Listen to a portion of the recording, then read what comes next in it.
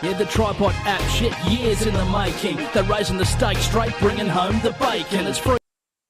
Welcome to the TryPod. It's an all-American football special edition. Sorry, I know it's late. This was as early as I could get all my deep dive done and get this special episode together. I promised you guys college football national championship game preview, and that game takes place Tuesday Aussie time. But with the exciting NFL playoffs, the crazy divisional games that took place today, and a couple more tomorrow that I actually really wanted to discuss and share some picks on, I had to try and get this show up tonight. So I am going to talk a bit about what happened today. Got picks for both games tomorrow, Rams, Eagles, what could be the game of the season, Ravens, Bills, and then picks for the national championship game. So welcome if you're joining me live, or if you catch this, whenever you do catch this, please let me know what you reckon. I'll try and keep it as short as I can. You've already heard nearly a 2-hour pod from me. Tristan and I at least just chatted for approaching 2 hours about a range of topics, all things to do with the future of the punt, which could be of interest to some of you guys. So it's got no shelf life. Catch that one, watch it or listen to it whenever suits you. I appreciate it. I've had lots of positive feedback on that one. So if you're watching this at this point, you love your American football, you had to have been up to date with the NFL from today. And what a crazy day it was. I mean, more of a standard result was the Chiefs making it 6-0 in the divisional round in the Mahomes era, taking care of business against Houston, 23-14, which was a winning margin of 9. I'll get back to that in a second. I know I've referenced this many times, but I'm actually catching up with The Undertaker tomorrow. He tipped in our group KC at 650, and that thread has just really got people's juices flowing. The latest topic, everyone's saying whether or not KC get all the calls from the officials. And, well, let's just say today was not the best day for anyone who tries to argue the Chiefs don't get favorable calls. But Kansas City did it again.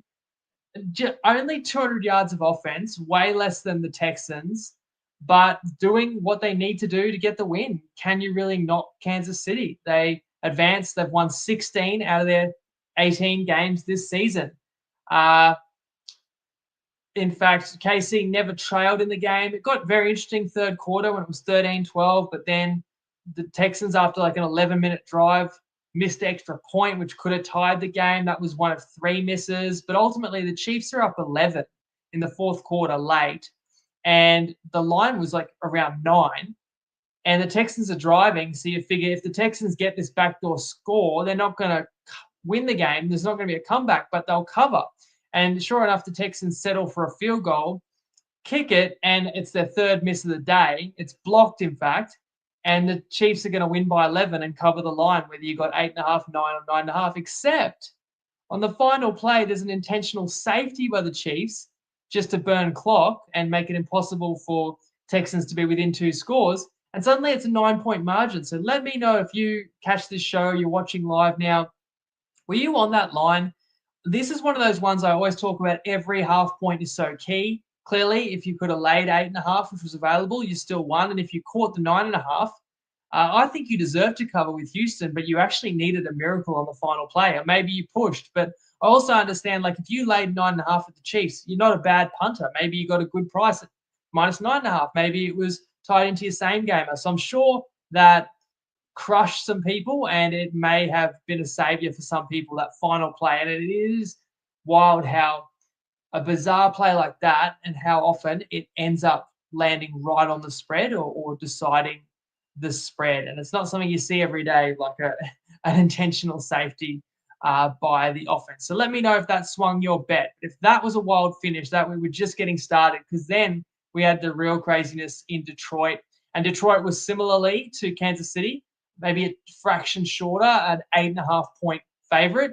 And it was the 8.5-point underdog, Washington Commanders, that pulled the outright upset. 45 points the Commanders put on to 31. So a 14-point upset.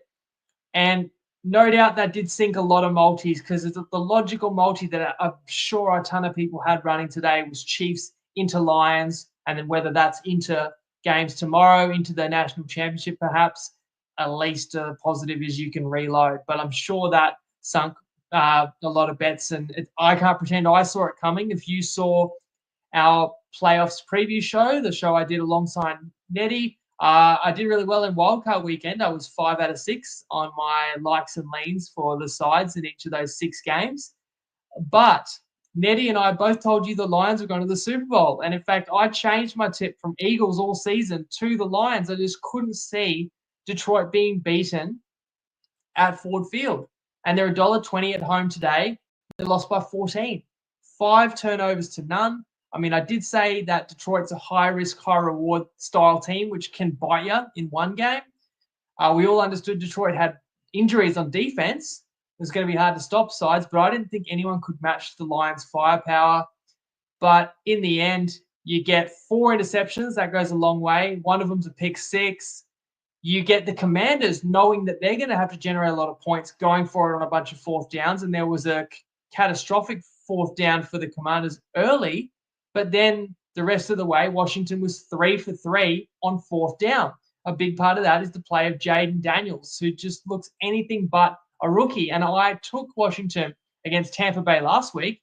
Daniels was superb then, but today, 299 yards passing, another 50 on the ground. I told you Scary Terry's legit now that he's finally got a gun quarterback throwing it to him. That's how you get a massive upset. And I'm kicking myself in the sense that I got on the Lions bandwagon. I really thought when they secured that number 1 seed, I always gravitate towards the teams that get that bye because I have seen how advantageous and how powerful that can be. But there's, one bye team is out. And Kansas City, as I say, in the third quarter today at least, got a bit of a scare as well. So now I'm wrong. Didn't see that coming. But what I can say is it was a really fun game, and that is the beauty of the playoffs, is that it's a one-off match. Anything can happen, and I do like seeing surprising results. I'm not really that thrilled when we get every result that we expect. So I like it when there's a bit of a cat amongst the pigeons. Washington into the championship game is certainly that. Check out the highlights of that game, Washington-Detroit today, if you didn't already, and I hope everyone's aware. All these NFL playoff games are live on free-to-air TV on 7, mate. So Chiefs and Commanders 1 game away from the Super Bowl. But I deliberately plan to jump on tonight because I wanted to get in ahead of the other 2 NFL games so I can actually share the way I see it and some picks that I like. That is, of course, game of the season could be Ravens-Bills. But what about in the NFC?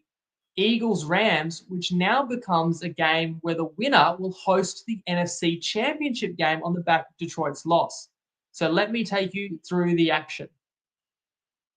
So I had a couple of slides. I did have graphics ready for the games I was going to talk about, but already forgot to use them. So Chiefs 23-14 today, and then Washington 45-31. Tomorrow, it's Eagles-Rams in Philly. The Eagles are a 6.5-point favorite.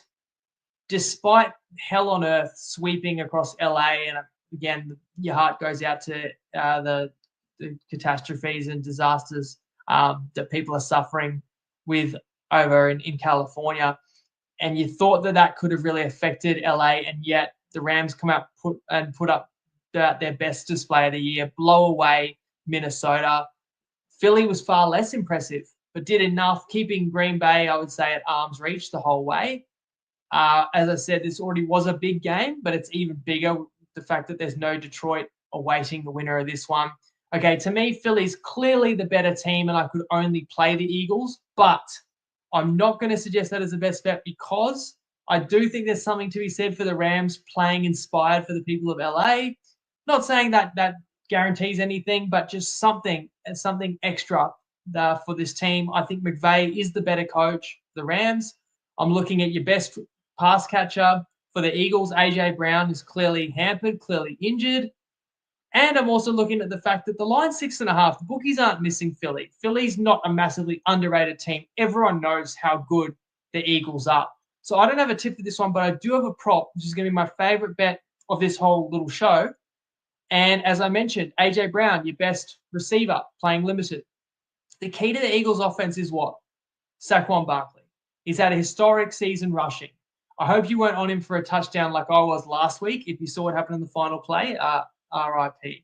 And actually, on that note, Barkley's looking great for the custom prop I gave out in the playoffs preview. But with St. Brown being eliminated for the Lions today, that's going to be sunk as well. I had him top 3 receiving yards, and only playing one game doesn't get it done. So that custom bet, I'm sorry to say, was a casualty of the crazy upset today. So back to Barkley. Right, we know that the Eagles are going to feed Saquon. Now, he's had over 2,000 yards rushing this season, but I want to bet his receiving yards, because when you have a weapon like that, you just want to get him the ball in space as much and as often as you can. And I think Philly underutilized Barkley in the passing game towards the end of the year because they were trying to get him the rushing record. So every time he touched the ball, they wanted it to count as a rush. And I really think they deliberately didn't utilize Barkley as a receiver because they didn't want to show that extra dimension, and because they were deliberately loading him up to have a crack at that record. Now we're in the postseason. Philly did try and throw a couple of times behind the line of scrimmage to Saquon. If it's a forward pass, it still counts as receiving yards. And while Saquon didn't break one last week, I really believe Kellen Moore will have some opportunities schemed up. It's a very low total because he doesn't catch a lot of passes. But I think a game like this, you're going to see the playbook open up a little bit more. So my bet is Saquon Barkley over 10.5 receiving yards. It's $1.90 on 365 and Dabble. And I would actually ladder that. And on both 365 and Dabble, 20 plus receiving yards is $3.20, and 30 plus receiving yards is $5.50. And if he gets volume, then that's going to get you there. But Saquon's the type of player that can break a tackle or two and get you that chunk in just one play. So I like all 3 of them. But I think Barkley over 10.5 receiving yards is best bet worthy play. Then we go to Buffalo. And the Ravens are the slight favorites. After opening as slight underdogs, it's a flip favorite, Ravens minus 1.5. And what can you say? 2 juggernauts, 2 MVP-worthy quarterbacks at the peak of their powers. I've loved Baltimore all year long. I've spoken about it any chance I could. They've been my Super Bowl pick all season. But the issue is right now, at this point in the season, it's all well and good if you've got Baltimore at $10 to win the Super Bowl. It's a great price. But right now, are they value tomorrow morning? I feel like everyone has taken notice in the last 6 to 8 weeks. Baltimore's crushed everybody. People have noticed the defensive production has picked up. People have seen what Derrick Henry has done in it since being added to this offense, as well as the season Lamar's had. May well be getting his 3rd MVP. So is there value on Baltimore? I'm not sure. And why can't Buffalo win this game? Buffalo's offense is not far behind. Allen is also having a career season. When people visualize this game, they're going to think about the matchup earlier this year where the Ravens crushed the Bills, and the first play of the game is a 80-yard Derrick Henry rushing touchdown, right? The first play from scrimmage. And so people think, well, Derrick Henry's unstoppable. And I've heard people talk about, the Bills don't have enough weight up front to physically contain Henry. The thing is, Henry is stoppable if you get to him before he builds a head of steam. Derrick Henry's teams in the past have never really had playoff success because he actually can be bottled up. So I don't think the key to the game is Derrick Henry. I think the key to the game is Lamar. And you have to admit the game is in Buffalo, which is an advantage to the Bills. Justin Tucker was the best kicker in the NFL for many years. He's far from that now. So how many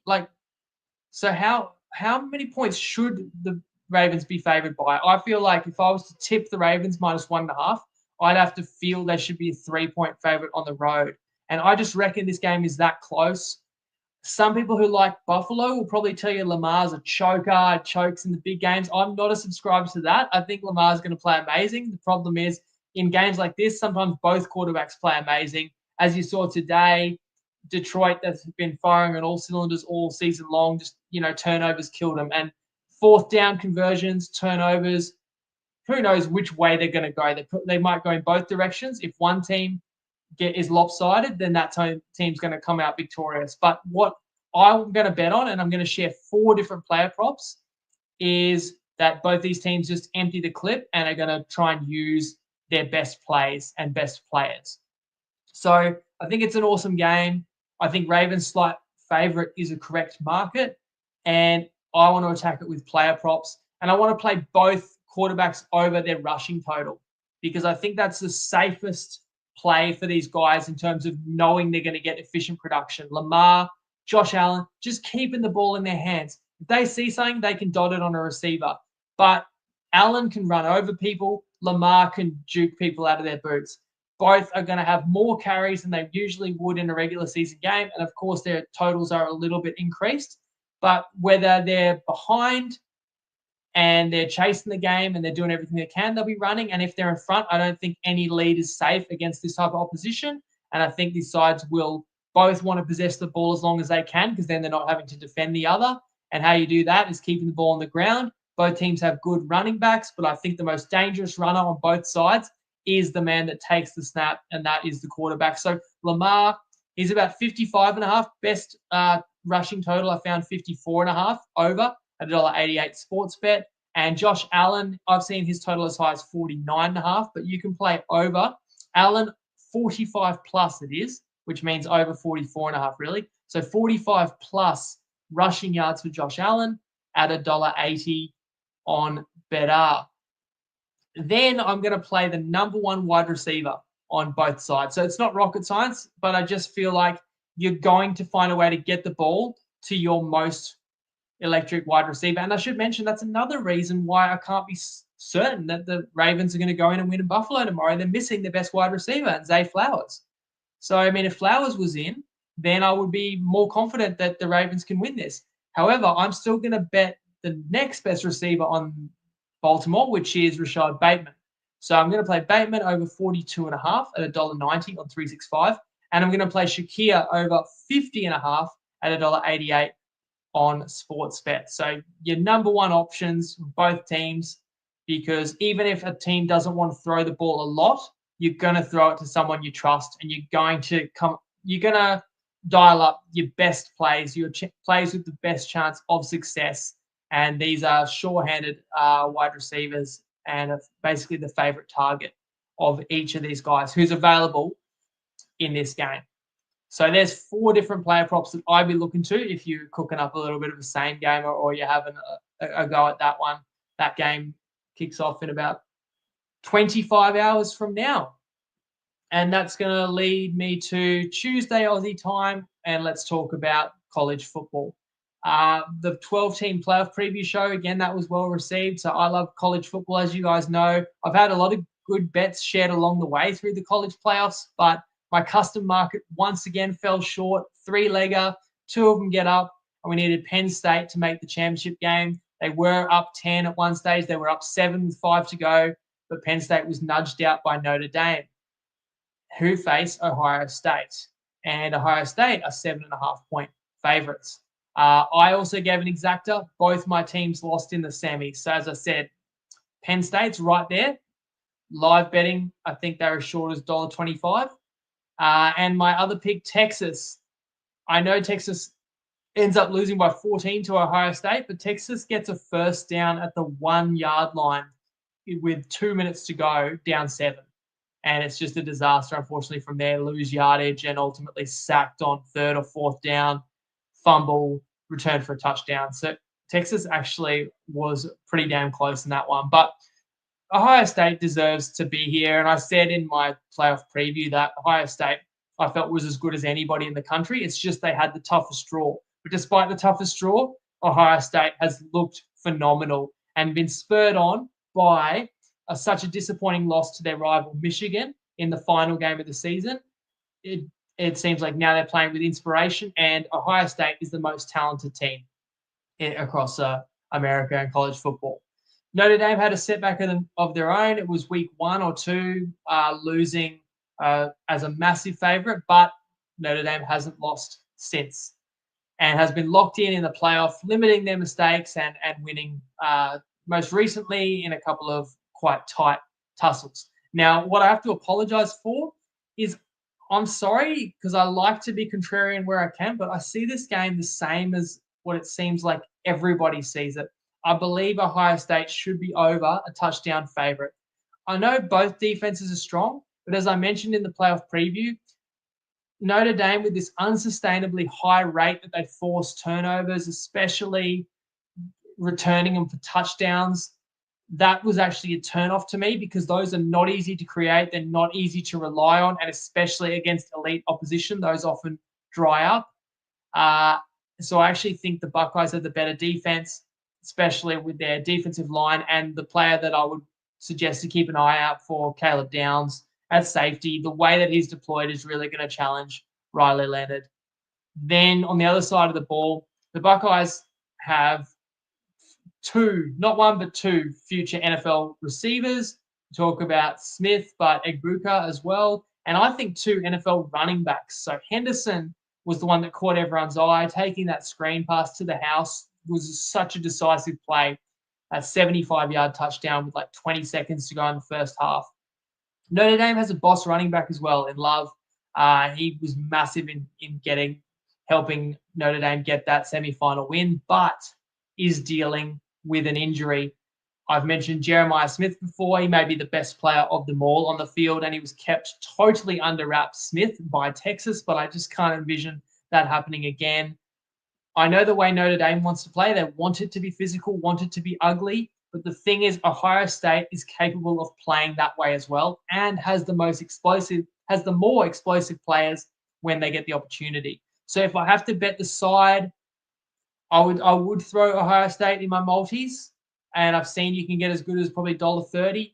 I would lay the 7.5, but I am really reluctant saying that because everybody seems to be saying that. And I think back to the college championship game last year, it was a similar line actually. Michigan was a 7.5-point favorite, and I really liked Michigan and thought that they'd destroy Washington. But there were actually a few people giving Washington a chance, which made me feel a lot more confident.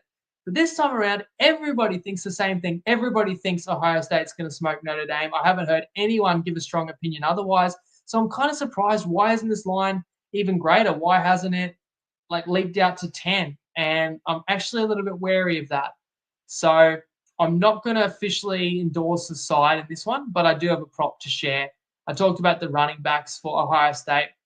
I want to play Quinshon Judkins over 56.5 yards, and he's 56.5 everywhere. So about $1.88, $1.90, the best on that. So it's a shared backfield between Henderson and Judkins for the Buckeyes. But if anything, Judkins usually gets more carries, especially in a game where Ohio State is expected to lead, could get up big. You just can't stack the box against these Buckeyes and leave your DBs on an island against Ohio State's receivers. As I said before, Notre Dame gets cooked if they leave those receivers one-on-one. So I actually think the Irish may tolerate giving up some yardage on the ground, which shortens the game, keeps the clock running, and is the lesser of two evils rather than explosives that you might give on the outside. And therefore, Judkins can just eat. He's a beast. I wouldn't be surprised if both Buckeye running backs actually go over, but my favorite choice is QJ. And as I said, I tried to shop around. If I could find even an extra yard advantage, I would, but maybe the bookies kind of copying each other. Everyone just seemed to be 56.5, but I don't think that's too tall of a task for Judkins. So that's my favorite play for the championship game. And that will do it. A short one, as I said, and I apologize again getting out so late because I don't love to give tips with such short notice for games, but this was a best opportunity I had to get out here and just give you a bonus American football pod. So I hope you've had a great weekend. As always, let me know how you see it in the comments wherever you find this show. Have a great week ahead, and Lego.